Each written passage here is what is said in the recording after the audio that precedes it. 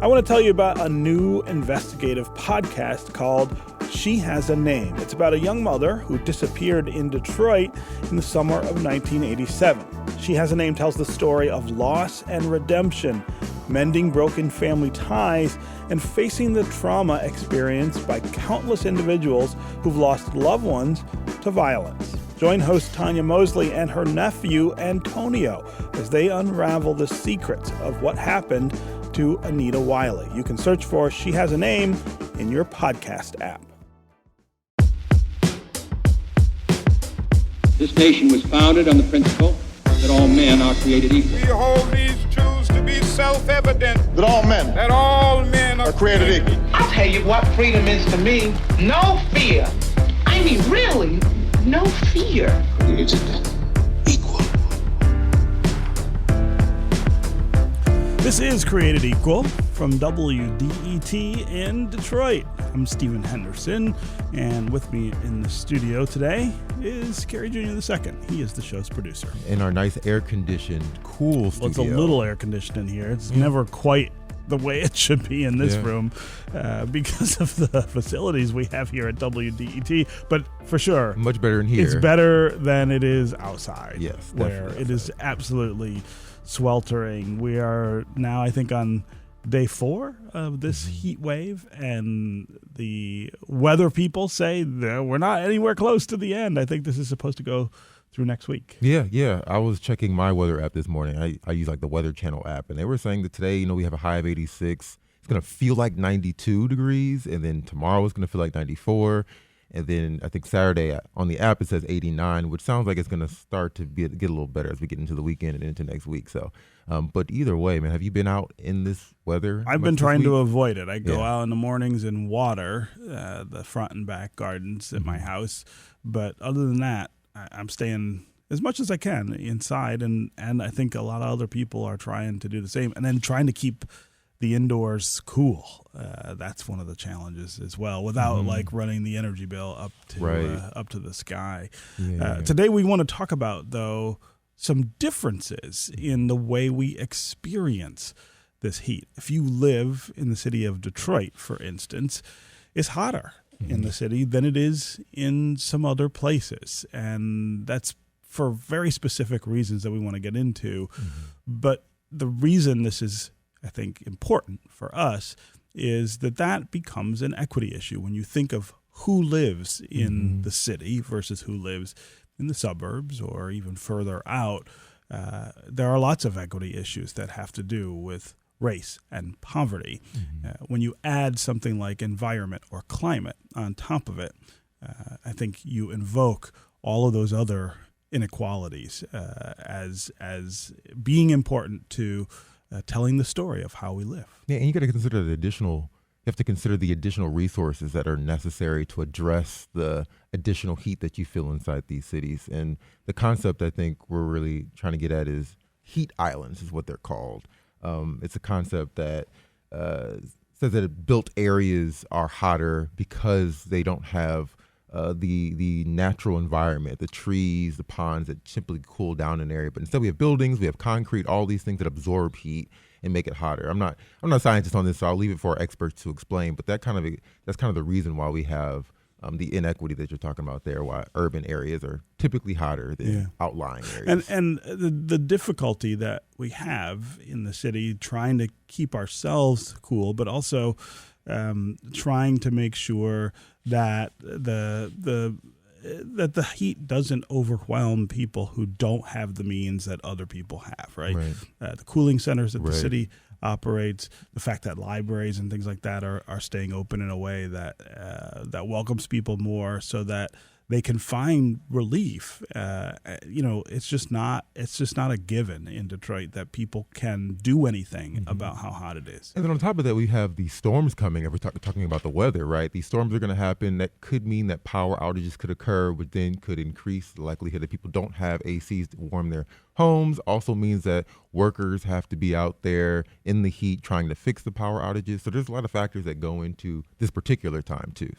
So we've got two great guests that we're going to welcome to the show. Tell us about them, Kerry. Our first guest is going to be Director Hessam AzariJafari. He's the Deputy Director of the MIT Concrete Sustainability Hub, and he focuses on creating a more durable infrastructure for the future.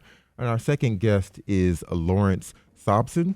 He's a forester for the Michigan Department of Natural Resources, Urban and Community Forestry Program. All right, so we're going to talk about concrete and trees. Concrete and trees. Next on Created Equal.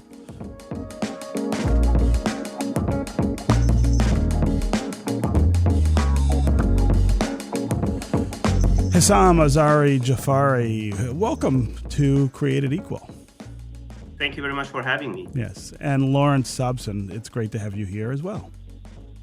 Thank you. Yeah, Hessam, I want to start with you and talk about a term that the producers here introduced me to last week when we were talking about doing this show. This idea of a heat island. What is that, and why does that have relevance right now?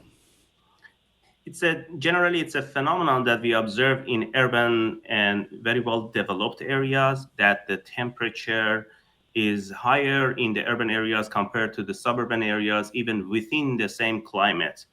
And it's as a result of all the developments that we have in cities, buildings, roads, sidewalks, stuff like that, that we have created a large amount of impervious surfaces in the city that doesn't let the heat goes off the city. And that's why we have the warmer climate inside the city area compared to the suburban neighborhoods. Yeah. I mean, and if you think about it, cities are fundamentally different from other areas. You just start with population density and housing density. That tends to be much more concentrated in cities. So ambient and kinetic energy is higher, and that would make the heat different. But then you also, as you point out, you have all of these things that we do in cities in terms of how we build things and where we place things that make this worse or more pronounced. But this idea of heat islands, is that new? And I guess the reason I ask that is that climate change, of course, is increasing the average temperature globally, and that's one of the things that I think that we think about when we have heat waves like this. But is this making it worse? The phenomenon, I guess, of this heat island dynamic. Does climate change the way we ought to be thinking about that? Exactly. So as we see the increase in the temperature and the temperature rise in urban areas, we see that the urban heat island effect intensity will increase as well. The way that we choose the materials for our city surfaces has been impacting the urban heat islands significantly. So the darker the city surface, like pavements or building envelopes or even building roofs, the more heat we absorb in our city areas, and therefore the temperature will rise more significantly. So there are multiple factors from climate change perspective. The increase in the temperature as a result of the climate change has intensifies the urban heat island effect, and also the way that we choose our materials or in general our city surfaces, built area surfaces, will impact the intensity of the urban heat island, and it has been intensifying over the past few decades. Yeah. So what are the design elements of our built environment that are really problematic? Is it just about surfaces, or is it also about the way we plan and place things in cities? That's a very good point that you mentioned. So there are multiple factors in terms of the city geometry or morphology, like how dense the neighborhoods are. If we have a denser neighborhood, then we trap more heat between our buildings in a given neighborhood. If we have less greenery space or urban vegetations, then we have less shades in our building than in our built environment, and then we will absorb more heat. So these are some of the intervening parameters that will impact the intensity of urban heat island effects. Yeah. I'm talking with Hessam AzariJafari. He's the Deputy Director of the MIT Concrete Sustainability Hub. That's a research team at MIT that's focused on creating more durable infrastructure for the future. We're also talking with Lawrence Sobson, who's a forester for the Michigan Department of Natural Resources Urban and Community Forestry Program. What we're talking about is the heat outside right now and the fact that it has a different effect on cities like the city of Detroit than it does in other areas. We're talking about why that's true, the things about cities that make heat a little less bearable, but also talking about what things we might think about or do differently that could make heat waves like the one we're experiencing just a little easier to weather in cities like Detroit. We want to hear from you as well during this show. Give us a call and let us know, first of all, how you're managing while the heat is as high as it is. It's a little unusual for us to have a heat wave like this as early in the season as this. June, it's late June still, is not usually when we see temperatures like this, more like end of July, early August. But give us a sense of how you're managing all of this. What are you doing inside your house to stay cool? What are you doing if you go outside, which some people still have to do, of course, when the heat is this high? Also give us a sense of what your experience is in the city versus in the suburbs. Do you notice that it's hotter in the city than it is in the suburbs? Do you notice things about the city that seem to make it hotter than it was? Also, I would love to hear from people who have memories of Detroit summers from long ago. I grew up here in the 70s and 80s. It was a different city then, and the heat, I think, was a little different. The way we dealt with the heat was a little different. We had some things in the city back then that we don't have anymore. I would love to hear memories of what that was like as well. 313-577-1019 is the number here on the phones. That's 313-577-1019. You can also go to Twitter and hashtag #CreatedEqual or at WDET, and we can make you part of the conversation that way. Lawrence Sobson, I want to bring you into the conversation here. Your specialty is trees, kind of the opposite of what Hessam AzariJafari is focused on. Give us a sense of the role that trees play in the way we deal with heat and how hot it is in cities like Detroit. Yeah, so trees, I think the big factor is shade for the most part. A lot of people kind of consider trees to be either a given or an afterthought, and really trees in urban areas should be considered a part of long-term infrastructure. They're living, but they definitely provide a lot of shade and a myriad of other benefits, as well as stormwater mitigation, stuff like that, that helps cool down our areas, sometimes anywhere from usually from 10 to 15 degrees, which is a pretty considerable amount. Yeah.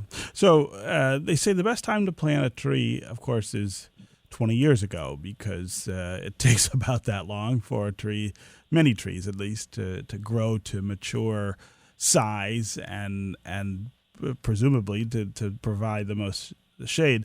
But they also say that the second best time to plant a tree is today, of course.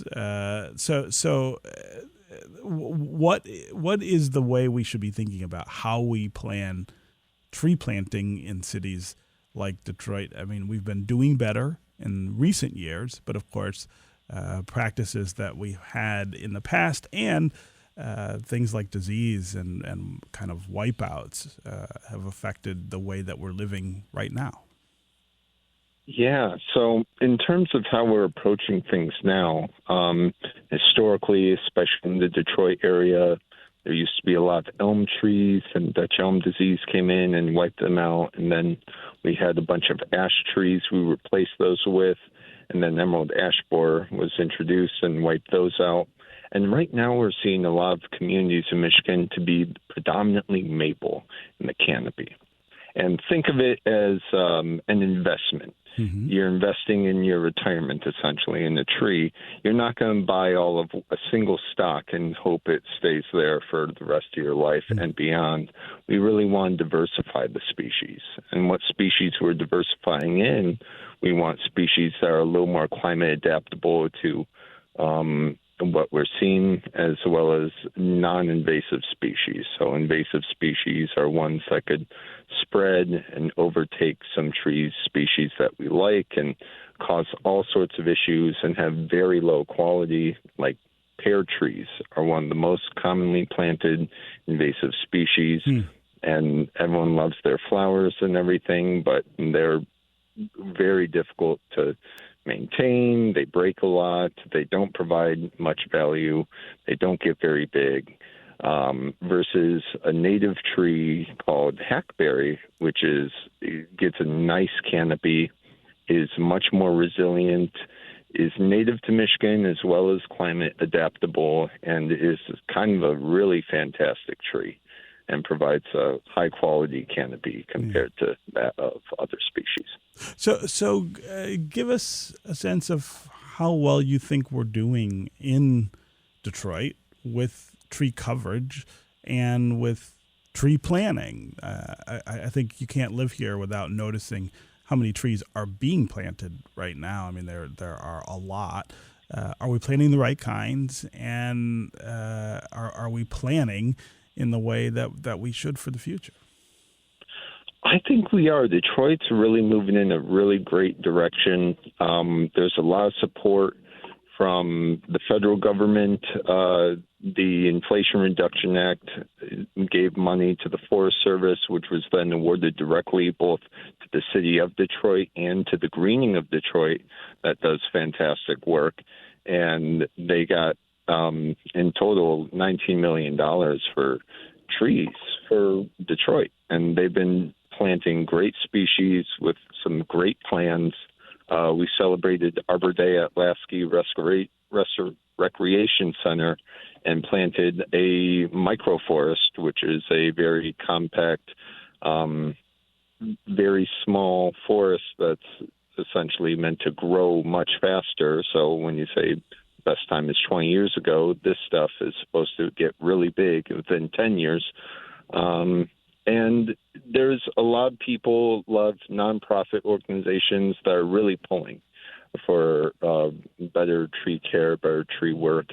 So Detroit's really on the right track. And we've been assisting in a bunch of projects through our grant programs. And American Forests is a group, national group, that has kind of put together this Detroit Tree Equity Partnership as well, where Greening of Detroit and American Forest people have been planting thousands of trees along Michigan's roadways just to make the city look better and to also combat the effects of climate change. Yeah.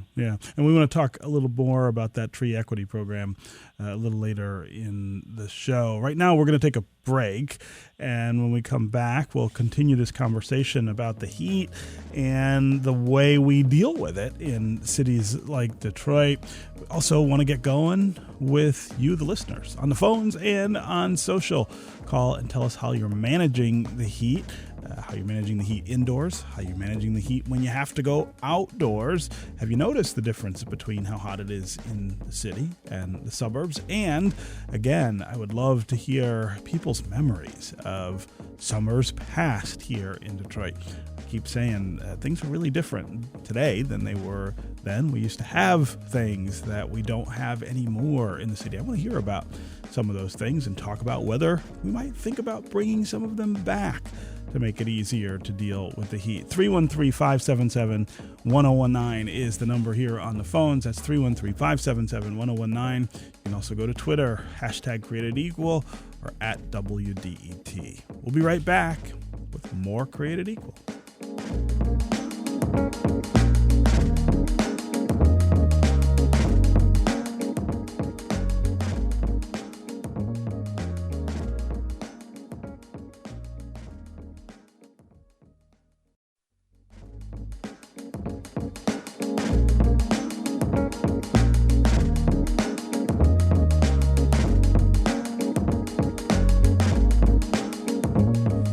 back with more Created Equal from WDET in Detroit. I'm Stephen Henderson, and we're talking about the heat today, the heat wave we're experiencing here in Southeast Michigan. I think we're on day 4 of it. It is just the beginning, though. Weather forecasters say it's going to go well into next week. What we're talking about today is the difference between what the heat feels like in cities like Detroit and what it feels like in other places. There is a real difference. There are lots of reasons for that. We're talking about what those reasons are and whether we could make some change. We also want to hear from you, the listeners. Give us a call and let us know what you're doing to manage the heat when you're indoors, when you're outdoors. Also, whether you notice the difference between what we experience in the city and what we experience other places. You can give us a call. 313-577-1019 is the number. You can also go to Twitter and hashtag Created Equal or at WDET. We've got 2 great guests with us. Hessam AzariJafari is the Deputy Director of the MIT Concrete Sustainability Hub. That's a research team that's focused on creating more durable infrastructure for cities and other places in the future. We've also got Lawrence Sobson with us. He is a forester for the Michigan Department of Natural Resources, Urban and Community Forestry Program. I want to start with the phones in this segment. And again, 313-577-1019 is the number. Terry in Detroit, you're up first. Hey, good morning, Stephen. Hey, Terry. As usual, another great program. I wanted to share that I've been in the city all of my 6 decades. And back in the day, when I was a kid, we had recreation centers all over the city with outdoor swimming pools. Mm-hmm. And we literally used to go to the center from the moment it opened until the time they kicked us out. And we played in the pool all day. We also had lawn sprinklers out. If there were kids in the house, there was a lawn sprinkler out, and we were running through the lawn sprinklers. None of us had air conditioning. None of us. That's in my neighborhood on the west side of Detroit. Yeah, it was kind of a rarity. Yeah. So a little bit of water on you was the way we dealt with it. I wanted to ask your guests. First, I wanted to thank the forester for mentioning the greening of Detroit and the wonderful work they're doing planting trees. I had a chance to volunteer with them, and I'd love it if all of your listeners would go to the greening website and look for the volunteer opportunities. We all can plant a tree in Detroit. And I also wanted to ask the cement expert to comment about us going to asphalt and blacktop on so many of our roads and the impact that makes on the heat issue. Great questions, Terry. Who wants to take that first? I can start. Okay, go ahead, Hans. Thanks very much for the question. I think that's one of the important factors that we as civil engineers can influence and help the cities and citizens to get the benefits out of the city surface areas. For example, as you said, the black asphalt top, for example, for paving applications, will increase the amount of heat absorptions, and then it will result in more heat release during the night hours or certain afternoon hours, which makes our cities warmer and warmer. So the way we build our cities is very important for reducing the urban heat island effects, and we can use actually pavements as a very good example for increasing the equity from a sustainability perspective. If you can change the way that we are designing and choosing the materials for pavements, then we would equally bring the benefits to all the citizens in that given neighborhood. And it will really influence each individual living in those areas as well. So this is the health benefit that we can bring in order to reduce the temperature in those areas. And aside from the health benefit and giving an equal access to cool surfaces, making the pavement surfaces more reflective, therefore it doesn't absorb that much heat. We can also reduce the energy consumptions in the adjacent buildings in that neighborhood because of the temperature decrease. and that will result in, again, an equal benefits to all the residents who are, turning on their ACs during the peak hours, afternoon hours, and night hours. And if we can reduce the energy consumptions, then we would reduce the amount of climate change impact from the power generation. For example, the coal power plants or any other power plants that we are using to cool down our buildings in general. So there are multiple benefits here that we can gain by just rethinking how we are choosing different materials for building our future infrastructure, for example, pavements and roads. Yeah. Lawrence? Yeah, so part of the work we've been doing is we've been working with a lot of planning groups and committees, like road committees and whatnot. And we've actually been trying to rethink kind of the design of large asphalt and concrete areas. So for an example, if someone wants to put in a big parking lot, trees can intercept that light and heat, and instead of the blacktop, and it won't radiate out nearly as much. And you may have to sacrifice, let's say, a dozen parking spots to do it, but the long-term effects, it'll look nicer, it'll be healthier for the area. That's the sort of stuff that we want to encourage, for sure. Yeah. Terry, really appreciate the call and the question, but also the comments about what life was like here in the 70s and 80s when we didn't have some of the things that we have now, but we had some other things. The community pool aspect is huge. I mean, that was a big part of life in the city in the 70s and 80s, the number of rec centers we had. And as you point out, most of them at least had outdoor pools, and that was how you stayed cool. Also, the sprinkler on the lawn. I don't see a lot of kids doing that anymore, but I can remember running through the sprinkler too when things were hot the way they are right now. I want to get back to the phones here and encourage more folks to give us a call. 313-577-1019 is the number. Give us a call. Let us know what you're doing to manage the heat. If you notice the difference between the city and the suburbs, and tell us about your memories of heat here in Detroit. Next up is Kyle in Ypsilanti. Kyle, welcome to the show. Hey, how's it going? Hey. So I also didn't have AC growing up, and I'm not that old. I'm only 40, and we always went down to the basement, or I kept a wet towel with a fan, and I would damp myself with the wet towel.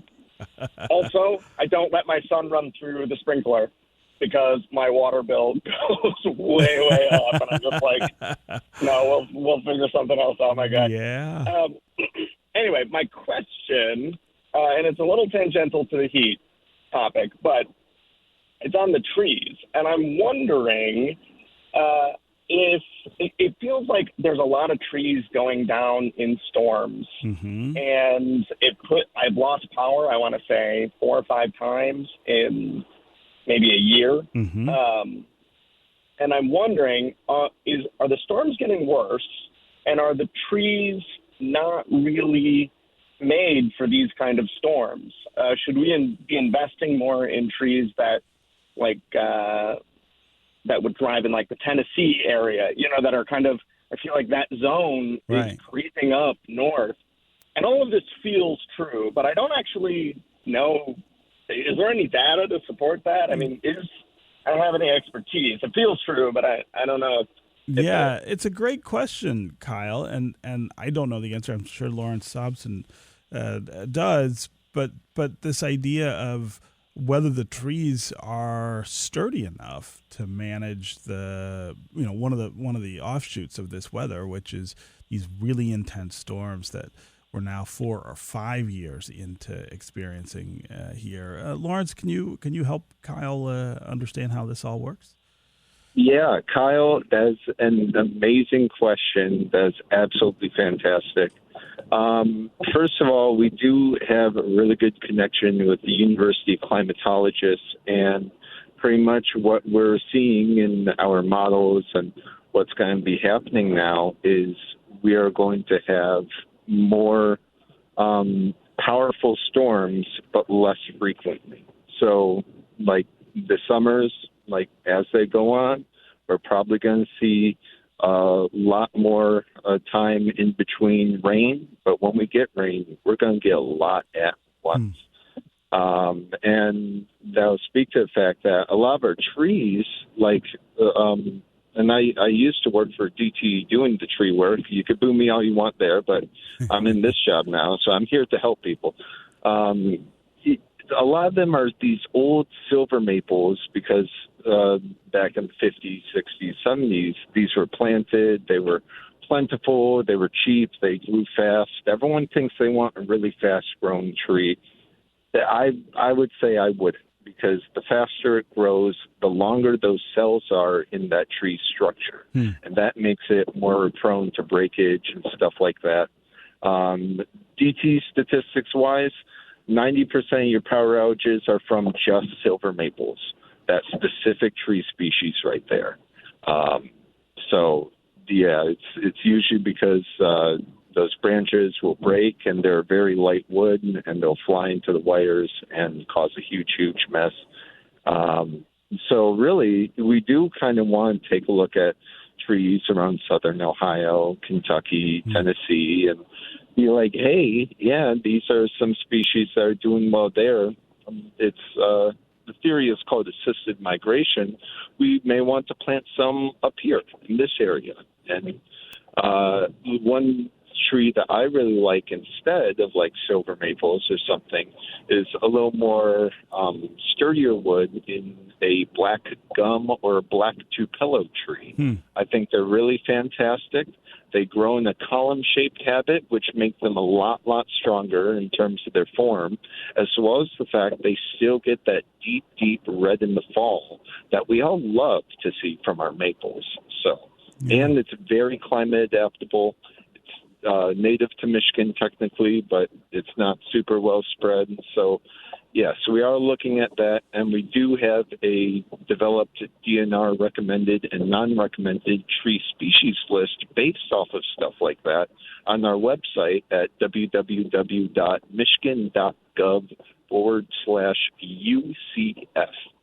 So, Lawrence, I also want to get back to this question of tree equity and the tree equity score, even, that has been developed by the American Forest nonprofit. I think that speaks to the things we're talking about in terms of how we have trees, how we keep them, and what they do for us.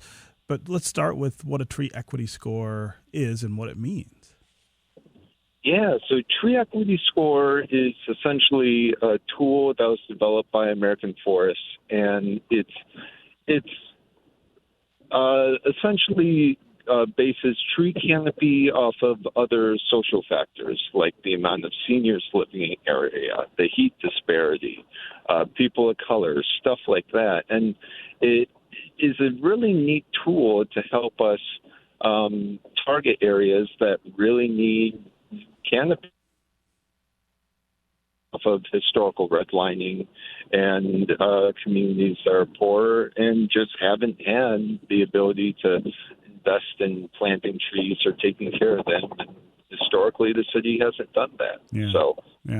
So for instance, when we look at that tree equity score here in the city of Detroit and here at WDET, where we are kind of in the center of town, we have an 85 score, which is pretty good. That's pretty high.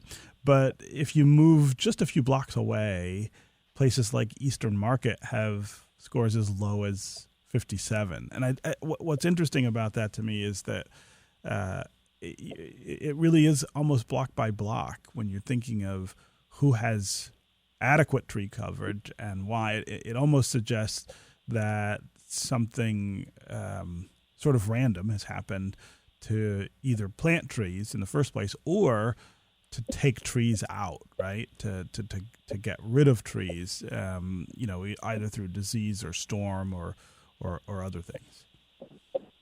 Yeah, for sure. I mean, in my mind, a problem of economics. Like you look at these large silver maples, you look at these invasive pear trees, and they come with a quite high cost to maintain. So the math works out where just take it out. But then you have the opportunity cost of not having a tree there and the shade it provides, and it just costs more money to put one in. So it kind of fuels its own culture of not planting trees. So just because of the poor decisions on the species that were planted before it. Yeah. So definitely we are doing our best to educate and be like, hey, no, this is like one of the most important parts here. You want something that's really hardy. You want something that's going to stand the test of time and really provide that shade for you. Yeah. Okay, we're going to take another quick break. And when we come back, we'll continue this conversation with Hessam AzariJafari of the MIT Concrete Sustainability Hub, also with Lawrence Sobson of the Michigan Department of Natural Resources Urban and Community Forestry Program. Also want to continue to hear from you, the listeners, on the phones and on social. Call and tell us about how you're managing all of this crazy heat indoors and outdoors, whether you notice the difference between heat in the city and heat in the suburbs, and also give us your summer memories of heat here in Detroit and Southeast Michigan. We'll be right back with more Created Equal.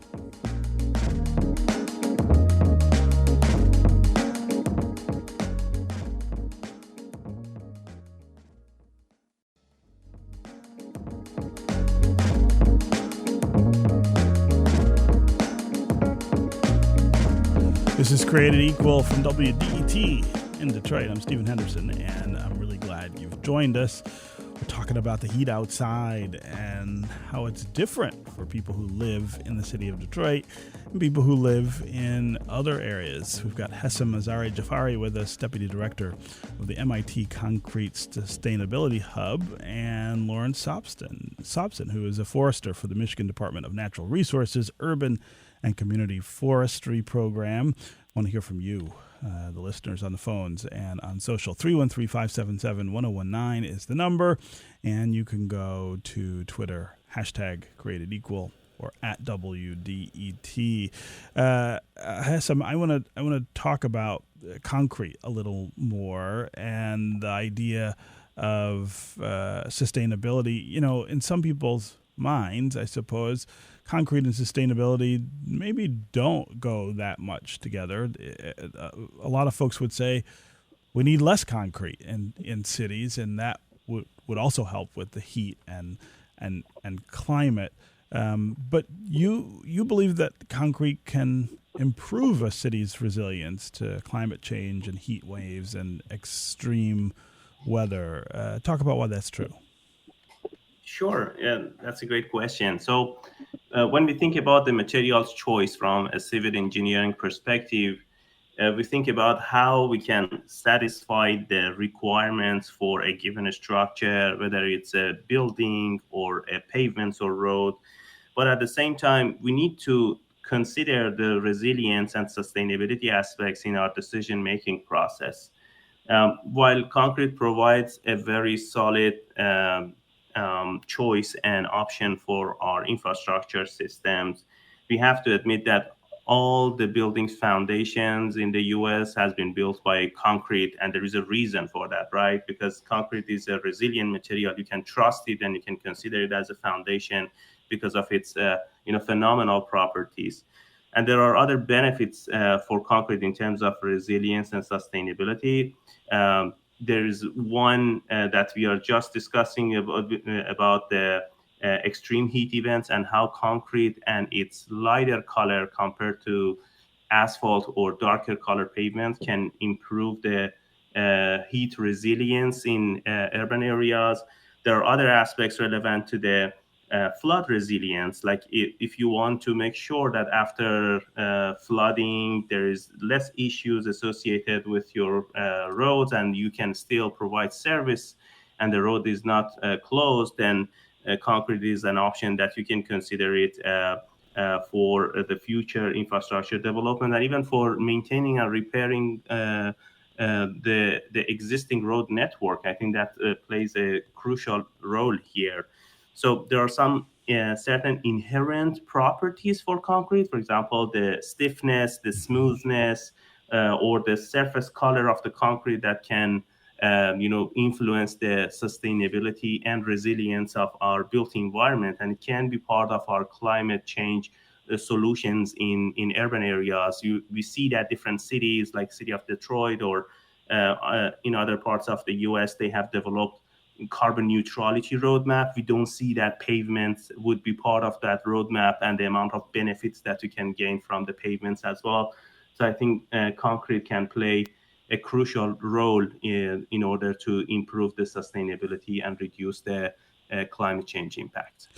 So when we think about the storms that we have and how they're intensifying and how the damage from those storms is, of course, multiplying, what role does concrete play in that? I mean, I would imagine it's kind of a dual role, maybe. I mean, concrete doesn't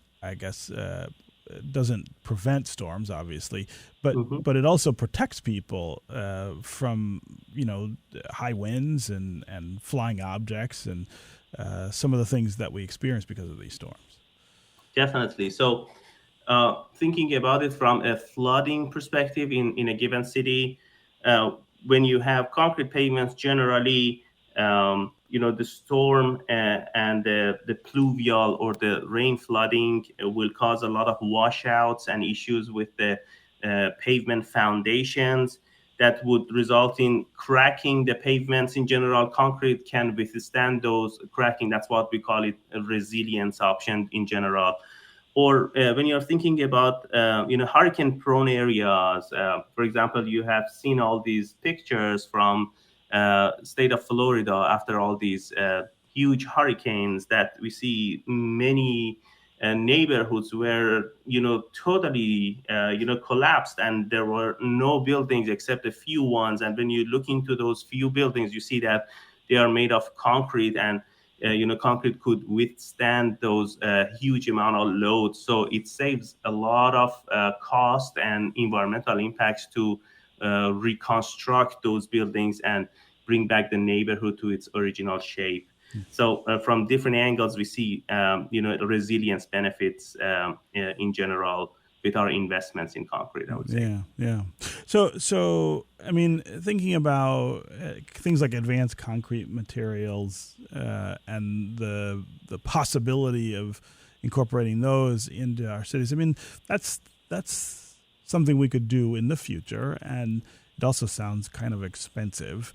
But what kind of things could we be doing in a shorter window of time to kind of deal with concrete and how it affects all of these things? Like in terms of the extreme heat events and urban heat island effects, like I said, concrete is generally more reflective than asphalt, therefore less urban heat island intensity in those neighborhoods that have concrete pavements. But there are other solutions that we can implement in order to make the concrete even more reflective. For example, concrete can accommodate the waste from other industry streams. For example, blast furnace slag coming from steel industry, which is a byproduct, which is a waste. It has lighter color compared to Portland cement, which is the flour that we use in concrete. If you imagine concrete is the cake, Portland cement is the flour. So you can replace part of that cement with those slag materials from the steel industry. At the same time, you're solving some landfilling issues or circular economy issues. But at the same time, you will get the benefits in terms of the reflective pavement. So you make the pavement more lighter in terms of the colors, the surface color. Or, like I said, generally concrete is a versatile material. You can choose different types of stones. You have seen that concrete is made of stones and glues. The glue is the binder, made of cement and water, but the stones are, gravels or sand. If you use a lighter color one for stones, then you make the pavements again as a body lighter in terms of the color, and therefore less heat absorption and more benefits in terms of the cooling and heating demands in different cities. Yeah. Lawrence, I want to come back to you here and talk a little about a new grant program that is funded by the Inflation Reduction Act. What is that? What's that grant, and what does it have to do with improving the tree canopy? Yeah, so the Inflation Reduction Act that passed a few years ago now provided money to the Forest Service, which in return provided it to our program for the state of Michigan. So the Michigan's Urban and Community Forestry Program, we received some, and we created a grant, which is it's a match-free grant, which if you're in the realm of grants, usually they require some sort of match. Like, let's say you want $5,000, you have to put $5,000 of value to receive it. That's a barrier for a lot of communities that really need this money to do the great work that they want to do. So we're trying to remove as many barriers as possible, and it's eligible only for areas in Michigan that are considered federally disadvantaged. And we have a tool that we created, which is a mix of like 5 other tools on our website, and it's fantastic. We've never had more than $300,000 to give away in our grant program in a year, and we're giving away $3 million this grant round this year. So that application is out. If you're part of a municipality or nonprofit or tribal organization or whatnot, head on to our website or just Google us and you'll find it. And we're really excited because it's more area than you'd expect. It's a lot of Metro Detroit, but it's also like the entire northern half of the Lower Peninsula and a lot of the Upper Peninsula as well. So we are spreading this funding all throughout and really trying to get a lot of our communities in Michigan up to a kind of ground floor in which they have really good standards and education in place for their staff. So when this money isn't there in a couple of years, they're able to do work that they may not have been able to before, or at least not in the capacity that we want them to. So it's very exciting. It's unprecedented time, and yeah, it's kept me very, very busy. Yeah, right? It sounds like it. Yeah. Okay, Hessam AzariJafari and Lawrence Sobson, it was great to have both of you here to help us think through these heat islands and how we manage them during this unbearable weather here in Detroit and Southeast Michigan. Thanks to both of you for being here on Created Equal. Thank you very much for having me. Stay cool. Yes. Thank you so much. I'm eating ice cream to stay cool today. That's a great solution.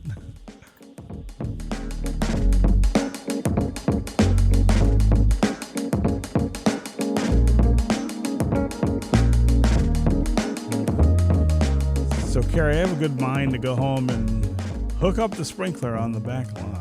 Yeah. Maybe run through it a few times. As long as you're prepared for the water bill on the other side, according to Lawrence. I think at this point, I'm like, I'll pay anything to get some relief. Yeah. I think for me, too, hearing the types of concrete that may be in consideration for how to cool the air will make me look at these kind of road constructions differently. Like, we get our roads fixed all the time. There's always so much traffic. And it's always during the summertime. I wonder if that's going to be something that they take into consideration more as we look at the materials that we use so that we can get some relief in our urban areas. Sprinklers, I want to bring up a point. Talk about sprinklers. We did sprinklers when we were a kid. My mom always told me about the fire hydrants. Apparently, when they were kids, they would like open up the fire hydrant. Sure. And like let the water run like in the neighborhood kids. You could take a can and get the bottom off of it. You could hold it over the fire hydrant. It would make it like a hose, a really strong hose. Sounds dangerous. Well, it's if you dangerous, stayed in front of it, and you talk about water bill. That water bill goes to the city, but it's not a little bit of water that comes out of those hydrants, and they actually now get in a lot of trouble. if you do that. Oh, no. Open up the hydrant and use it. They don't like that. So. Yeah, well, I'll stick with the sprinkler idea. And then Lawrence had a good idea with ice cream, popsicles and ice cream. Ice cream and popsicles, absolutely. Yeah, absolutely. So we got a couple more days left, so hopefully we don't we have got like a week left. Yeah, that's right. Yeah, we got some more time to get through it. I mean, 80 degrees isn't too bad for not me. too bad. It's where I get uncomfortable. It's about the heat index, though. Like, yeah, how it feels. It's so humid right now, too. Yeah, it's true. The humidity makes it really, really bad. Yeah. So, yeah. Hope people get out and get in and get some relief from the heat. Yeah. All right, that's going to do it for us on Created Equal. We want to note that Detroit's cooling centers are listed on WDET.org and on the city's website. You should really go check those out if you're having a hard time staying cool. Created Equal is produced by Carrie Jr. II and by David Lines. Our engineering is done by Nate Bender. The audio editing is by Connor Anderson, and the music is from Sam Bobby. And Created Equal is a production of WDET, a listener-supported service of Wayne State University.